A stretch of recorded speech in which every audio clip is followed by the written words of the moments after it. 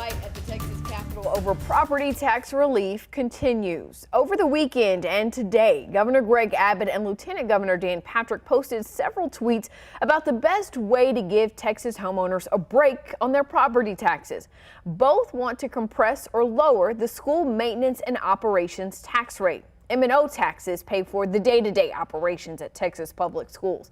The lieutenant governor also wants to increase the homestead exemption. That's the amount of a home's value that the owner does not have to pay taxes on, from $40,000 to $100,000. While speaking at an event hosted by the conservative think tank, the Texas Public Policy Foundation, on Friday, the governor endorsed TPPF's plan to use the budget surplus to reduce M&O taxes until the state eliminates that portion of your tax bill. James Quintero is policy director of the TPPF's Center for Local Governance. The plan that's currently being bandied about right now will actually reduce the maximum compressed rate, which again, everybody pays. Homeowners, renters, businesses, everybody pays this property tax rate, and it will reduce it from about 91 cents per $100 of value to about 65 cents per $100 of value. That's about a 30% decrease in the tax rate. And so long as the legislature maintains its commitment to taxpayers, that will be a 30% tax rate reduction in perpetuity. Now, Quintero says when the state doesn't have a budget surplus, the rainy day fund can be used to keep the M&O rate low. And long term, he says the state can charge sales tax on more items to eliminate the M&O rate.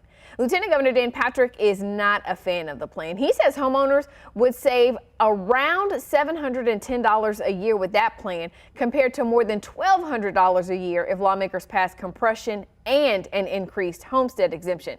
He also adds eliminating all M&O taxes is just not practical.